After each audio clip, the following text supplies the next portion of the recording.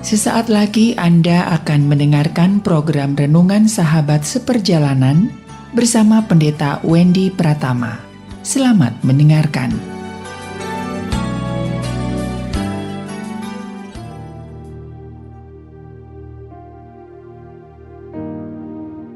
Selamat berjumpa kembali dalam layanan audio Sahabat Seperjalanan. Hari ini adalah hari Rabu 17 Mei 2023. Tema renungan saat teduh kita dengan judul Kebaikan Bukan Bisnis. Kebaikan bukan bisnis. Firman Tuhan terambil dalam 1 Petrus 3:13-14. Demikian bunyi firman Tuhan.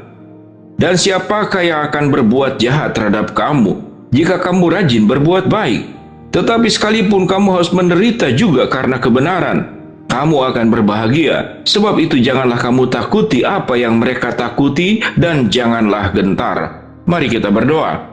Bapa yang di dalam surga, terima kasih buat kebenaran firman Allah yang terus-menerus menolong kami untuk hidup di dalam kebenaran dan hidup dalam kebaikan. Dalam nama Tuhan Yesus kami berdoa. Amin. Shalom sahabat seperjalanan yang dikasihi Tuhan. Peristiwa yang terjadi di dalam surat Petrus 1-2 dan surat-surat yang lain adalah sebuah perjalanan bagaimana tatkala Paulus memberikan kebaikan demi kebaikan, kasih dan kasih, mengabarkan semua yang indah tentang Kristus dalam Injil dan juga dalam seluruh anugerah, termasuk kesembuhan, termasuk semua yang diberikan oleh Kristus. Tatkala mereka lapar, diberikan makan, memberi makan 5.000 orang di dalam mujizat yang dilakukannya. Tuhan sumber semua kebaikan, dan itu menjadi sebuah contoh. Dan kemudian kita melihat bagaimana Paulus dan juga surat-surat Paulus yang diberikan kepada murid-muridnya, dan itu kemudian dilakukan juga oleh yang lain. Dalam surat Petrus dikatakan, dari Petrus, Rasul Yesus Kristus, kepada orang-orang pendatang tersebar di Pontus, Galatia, Kapadokia, Asia Kecil, dan Bitinia. Tatkala mengabarkan kebaikan termasuk surat Petrus ini, tentu mendapatkan banyak tantangan, mendapatkan banyak kesulitan, mendapatkan fitnah, disalahpahami. Sehingga paket bagaimana kita berbuat baik yang ada dalam benak orang pada umumnya adalah kalau kita berbuat baik pasti mendapatkan yang baik. Itu adalah pikiran dalam benak kita. Bukankah kita sudah belajar apa yang tidak baik yang diberikan oleh Tuhan kepada kita? Tidak ada niat jahat Tuhan kepada kita, tidak ada niat buruk Tuhan kepada kita. Toh kebaikan Tuhan seringkali kita salah manfaatkan. Kebaikan Tuhan kemudian disalahpahami, dan kebaikan Tuhan itu kemudian dilupakan. Setelah mendapatkan kebaikannya, Tuhannya dilupakan. Bukankah dalam hidup kita sahabat seperjalanan seringkali melakukan perkara-perkara seperti demikian? Kita terlena dengan kebaikan dan kita melupakan siapa yang memberikan kebaikan tersebut. Dan firman Tuhan berkata, dan siapakah yang akan berbuat jahat terhadap kamu jika kamu rajin berbuat baik? Ini sebuah pertanyaan. Artinya bukan sebuah pernyataan. Ini sebuah pertanyaan. Pertanyaannya apa? Dan siapakah yang akan berbuat jahat terhadap kamu jika kamu rajin berbuat baik? Ini pertanyaan, tanda tanya, bukan pernyataan.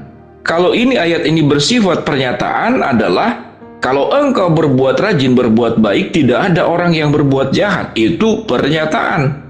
Tapi ini pertanyaan. Kemudian ayat 14 menegaskan, tetapi sekalipun kamu harus menderita juga karena kebenaran. Jadi artinya orang yang berbuat benar, orang yang rajin berbuat baik tidak selalu mendapatkan respon yang sama, kemudian orang membalas juga kebaikan yang sudah kita lakukan. Ayat 14, tetapi sekalipun kamu menderita juga karena kebenaran, kamu akan berbahagia. Sebab itu janganlah kamu takuti apa yang mereka takuti dan janganlah gentar. Firman Tuhan mengatakan sewaktu kita sudah berbuat baik saja, rajin berbuat baik saja, hidup dalam kebenaran sebelum kita mendapatkan respon balasan sekalipun, maka firman Tuhan katakan, engkau sudah berbahagia. Jadi kebahagiaan daripada berbuat baik adalah karena kita bisa berbuat baik. Kebahagiaan dari berbuat baik bukan karena kebaikan yang kita berikan kepada orang lain, kemudian mendapatkan balasan. Sekalipun bukan dalam bentuk yang sama, tapi minimal pujian, kita dikenal sebagai orang baik, disanjung. kemudian disebut sebagai orang-orang yang luar biasa, dipercakapkan, dibicarakan, diupload di media sosial. Ini ada orang yang berbuat baik. Dan itu banyak terjadi, bukan di TikTok, kebaikan yang sengaja diviralkan, bahkan ada kebaktian yang sifatnya hoax. Orang berbuat sesuatu, kemudian diberikan uang, misalkan 1 juta, 2 juta, ternyata itu sudah skenario. Pada prinsipnya yang diberikan kebaikan adalah masih temannya sendiri. Itu semacam cerita film saja. Cerita film itu kan berbuat baik, tetapi sesama pemain film. Tetapi bukan sungguh-sungguh itu berbuat baik. Jadi kalau kita lihat, sewaktu kita bisa berbuat baik saja, kita rajin berbuat baik, kita berbuat kebenaran, dan tidak mendapatkan balasan sekalipun, itu yang firman Tuhan katakan, engkau sudah termasuk orang yang berbahagia. Sehingga dengan demikian sahabat perjalanan, konsep bahagia kita yang perlu dirubah. Konsep bahagia manusia pada umumnya adalah tatkala kita berbuat baik, kita berbuat kebenaran, kemudian kita mendapatkan respon balik yang sesuai, seperti yang kita harapkan. Namun konsep bahagia yang apa dicatat dalam Alkitab yang kita baca pada ayat 13 dan 14 dalam surat 1 Petrus pasal ketiga.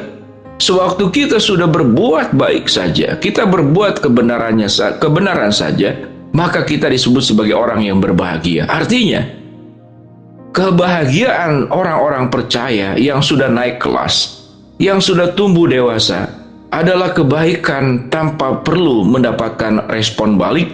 Tetap kita berbahagia. Oleh sebab itu tema yang kita pelajari adalah kebaikan bukan bisnis. Kebaikan bukan tukar-menukar. Kebaikan bukan matematika. Tapi kebaikan adalah tindakan hati dan pikiran yang sudah didorong karena memahami bahwa kita sudah terlebih dahulu dikasih oleh Allah dalam catatan surat 1 Yohanes, 2 Yohanes, 3 Yohanes, surat-surat Rasul Paulus tentang kasih.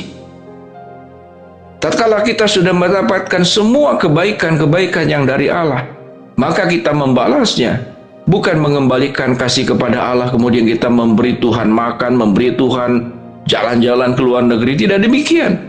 Apa yang firman Tuhan katakan, sewaktu engkau berbuat saja kepada yang paling kecil ini, engkau sedang berbuat kepada aku. Itu kebaikan. Jadi sekalipun kita tidak mendapatkan respon dari orang lain, kita tetap berbahagia. Mengapa? Karena kita sudah mendapatkan kebaikan kasih yang terbaik dan paling sempurna, yang bersumber dan yang berasal dari Allah, yang sudah memberikan semua yang terbaik kepada setiap kita masing-masing. Bahkan pengalaman-pengalaman buruk, kegagalan, itu pun kebaikan Allah, agar kita berproses menjadi orang yang matang, dewasa, bertumbuh. Itu adalah kebaikan Allah. Apakah kita tahu dengan jelas anak-anak sekarang sekolah itu stres luar biasa? Beberapa orang tua kontak kepada saya dan mengatakan anaknya sampai mau bunuh diri karena stres dengan sekolah. Tetapi apakah orang tua akan memberhentikan anak sekolah? Tidak akan. Akan tetap anak jadi suruh sekolah sekalipun stres. Tujuannya apa? Karena orang tua ingin memberikan kebaikan kepada anaknya agar mengalami peningkatan dalam hidup. Demikian juga sewaktu kita diperhadapkan kepada persoalan hidup, permasalahan, itu adalah demi kebaikan kita juga. Biar kita boleh menjadi orang yang berbuat baik karena bukan bisnis, tapi berbuat baik saja sudah menjadi sebuah kebahagiaan, karena kita sudah menerima kebaikan kasih yang lebih dahulu dari Tuhan. Mari kita berdoa. Bapa dalam surga, kami sudah mempelajari bahwa kebaikan bukan bisnis. Kebaikan yang kami lakukan adalah karena kami sudah mendapatkan kebaikan dan kasih Allah terlebih dahulu. Hamba-Mu berdoa buat sahabat perjalanan yang sedang sakit, Tuhan jamah sembuhkan. Sahabat perjalanan yang sedang menghadapi masalah, Tuhan bukakan jalan. Sahabat perjalanan yang sedang berdoa, berharap memohon sesuatu, Tuhan kabulkan dengan cara dan waktunya Tuhan. Dalam nama Tuhan Yesus kami berdoa. Amin. Tuhan memberkati setiap sahabat perjalanan.